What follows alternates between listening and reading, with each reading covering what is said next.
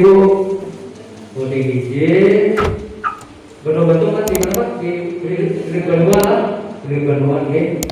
Jadi paling tidak masalah ODGJ ini masalah serius lah bagi kita. Yang jelas perlu diinformasikan, kita kalau tidak salah nomor 2 lah orang dalam gangguan jiwa terbanyak se-HST. Itu jadi perhatian kita bersama. Kita serba salah kan, karena dipatung juga melanggar HAM. Sementara kalau dibiarkan itu kejadian. Tapi yang jelas paling tidak mungkin ada himbauan dari aparat kita, mungkin dari tokoh masyarakat, tokoh agama, paling tidak keluarganya itu bisa menjaga, mengawasi oleh kesehariannya mungkin.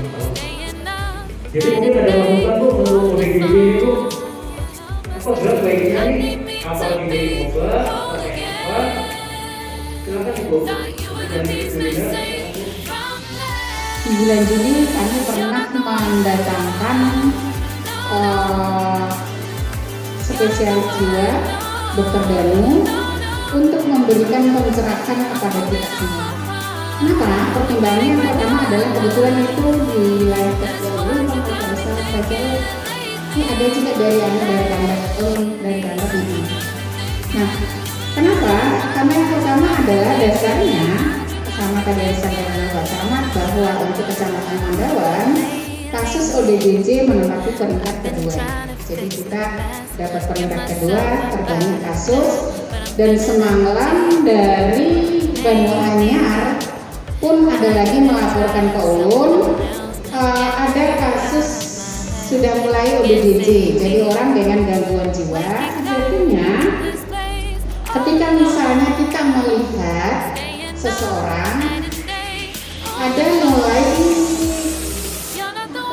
tidak melakukan suatu sikapnya, perilakunya tidak seperti yang biasa baik. Nang biasa ngakon aja kawan timbul orang diri di kamar. Yang biasanya orang ngakon aja kondir timbul beranai. Nah, itu salah satu juga gejala gangguan jiwa. Jadi jangan disalahartikan orang dengan gangguan jiwa itu adalah orang yang sudah berjalan di luar itu, kada kemandian, kada berbagai sembarang, itu sudah tingkat berat.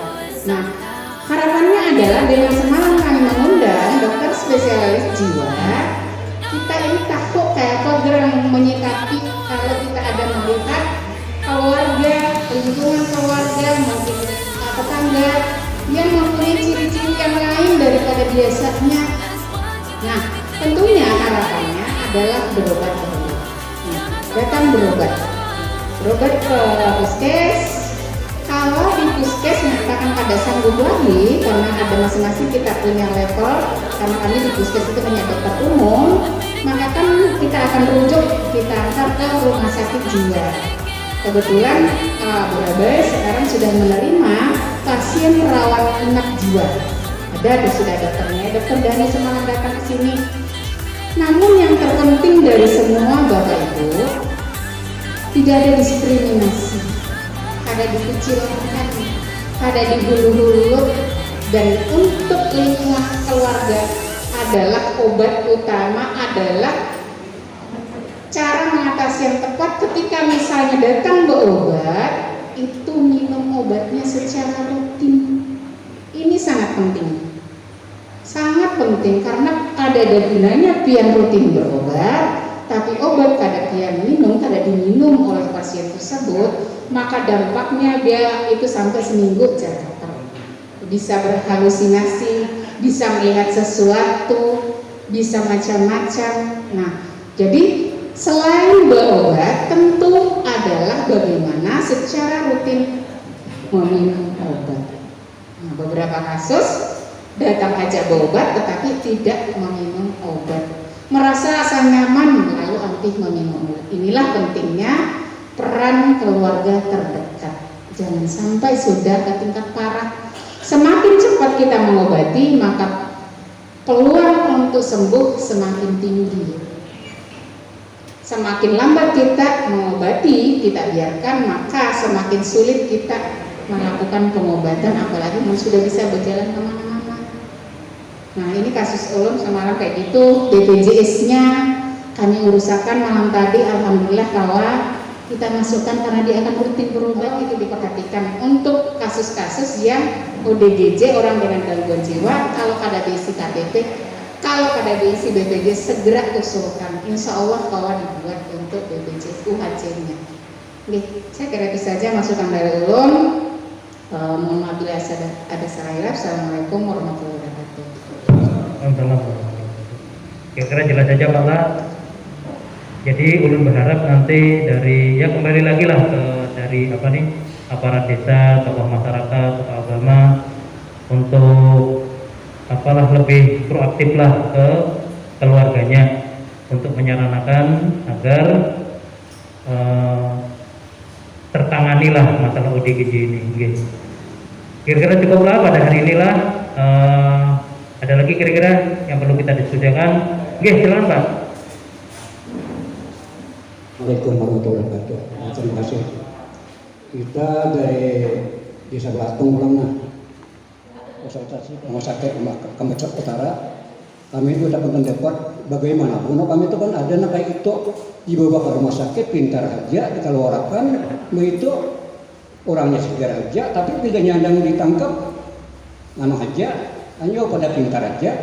Lalu jadi dapat misalnya berusaha rumah orang melanggar dipacahi macam-macam, diberi obat dari dalam puskesmas. Tadi dimakannya menurut bercauran kayak apa itu kami kita sebagai orang tuanya butuh aparat pokok macam-macam di mana cara. Kalau warganya juga bajunya pada gila, kadang itu nanti tangkap itu di mana betul pokok. Nah kayak itu pun dapat maka baru bocah sebenarnya faktor tempat agama langgar kaca. Tapi ini nggak pegawai di kantor kepala desa nggak tahu kok.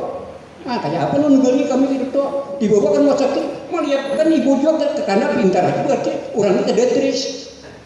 Jadi kalau orang kena, nah kayak apa itu menunggu kami sholat kami bencana itu penyakit kami ulah tongking langgar itu dari angamnya sakit beneran itu. Bila ditangkap apa kata tuh orang-orang, tapi bila dikasih duit tanam dia pun kada niatan dari bapak berusaha. Nah berarti pintar orang kaya. Udah negeri kayak mana dijual, nah itu nanti kan itu aja masukkan di bapak hari mau konsultasi itu kami. Assalamualaikum warahmatullahi wabarakatuh. Memang izin bola ulun mungkin agak menengah ini. Memang SOP-nya kayak apa gerang Bu? Antara dinas kesehatan dengan dinas sosial itu kayak apa gerang masalah ODGJ ini? Jadi pada prinsipnya yang pertama tentu yang tahu ada gangguan jiwa masalah itu dari lingkungan keluarga, tetangga, dan tentu diharapkan ada laporan dari aparat pembakar. Nah setelah itu tentu kita dilakukan pengobatan. Yang pertama tentu level puskes ya. Jadi ketika level puskes tidak sanggup, maka itu contoh kayak semalam dari Uban sempat 3 kali pengobatan di level puskes, kemudian karena tidak semakin buruk kondisinya, karena semakin buruk ini tadi Pak mohon maaf, kita tidak bisa bergantung sepenuhnya hanya dengan obat. Selain tepat mengkonsumsi obat itu tepat bisa habisnya diminum Bu Nah cuma kita kadang lupa bahwa ketepatan waktu mengkonsumsi obat juga menjadi catatan khusus. Artinya ketika dokter memberikan obat, kita harus konsumsi 2 kali sehari. Itu intervalnya 12 jam Pak. Artinya kan kita sehari 24 jam dibagi 2 kali sehari, maka sejatinya kita minum obat 12 jam. Misalnya kalau ulun nih minum obat, ulun rata-rata jam 9, karena jam 9 ulun sudah makan malam, jam 9 pagi ulun sudah makan pagi. Lawan ulun karena kebetulan ulun suka minum kopi mix, jadi khawatir tidak maksimal fungsi obat, maka ulun ambil jam 9. Jadi tidak masalah, tetap intervalnya jam 9 pagi, jam 9 malam. Jadi interval itu menjadi sangat penting. Ulun menganalkan kalau kita berisi kendaraan dengan kapasitas berbeda-beda, Ketika misalnya kita intervalnya melampaui dari misalnya dengan 2 kali 12 jam tadi, bahasanya kalau kendaraan itu pesawat habis minyak. Pesawat habis minyak, muncullah reaksi. Nah, itu yang kadang kita lupa. Yang kedua adalah yang sangat penting, harus ada stimulasi dari keluarga. Dipandiri. Tetap kita pandiri, tetap kita perlakukan sebagai layaknya anak normal. Tetap kita perlakukan bagaimana dia walaupun ada gangguan jiwa, tapi dia juga pun tetap perlu makan. Jadi dia tetap perlu makan. Jadi kita tetap memberikan kasih sayang, itulah pentingnya.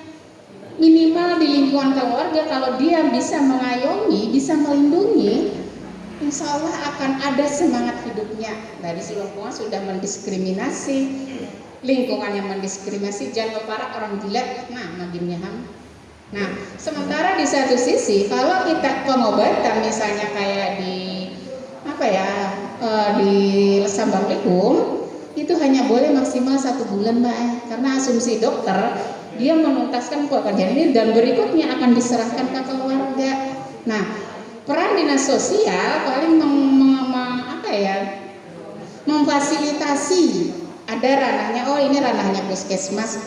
Oh ini kalau sudah mulai dari dinas sosial, dari Banjar misalnya, itu biasanya dinas sosial, kita koordinasinya ke dinas sosial.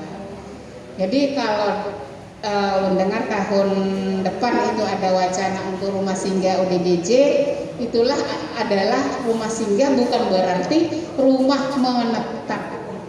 Soalnya ulun kasus pertama mengirim ODGJ sebulan aja Pak Bu gitu. Nah, mereka hanya emang punya SOP sebulan paling lawas itu dikeluarkan atas asumsi kondisinya sebenarnya sudah stabil. Cuma di sana pun ya diajari, dipandiri, dibawa bergaul, diperlakukan sebagaimana layaknya manusia biasa, tidak diskriminasi.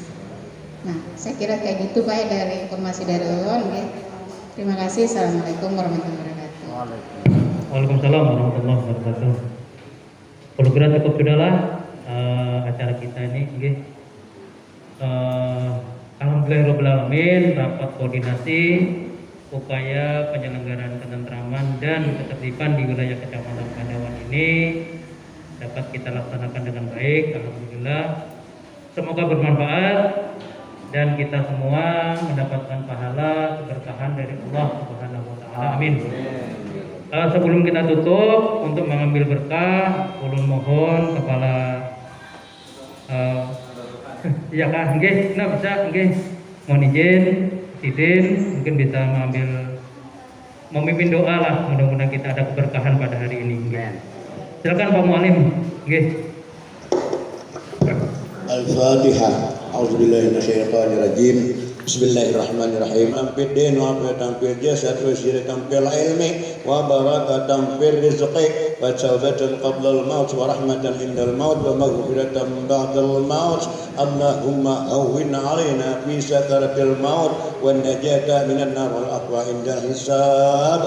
Rabbana atina fid dunya hasanah wa fil akhirati hasanah wa qina azabannar. Sallallahu alaihi sayyidina Muhammad wa ala alihi wa ashabihi ajma'in. Subhana rabbika rabbil izzati amma yasifun wa salamun alal mursalin walhamdulillahi rabbil alamin. Aqballallahu minkum. Innahum taqabbal ya. Allahumma shalli ala sayyidina Muhammad.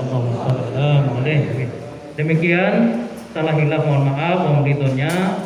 Subhanallah bihamdika, asyhadu an la ilaha illa anta, astaghfiruka wa atubu ilaik. Assalamualaikum warahmatullahi wabarakatuh. Waalaikumsalam warahmatullahi wabarakatuh.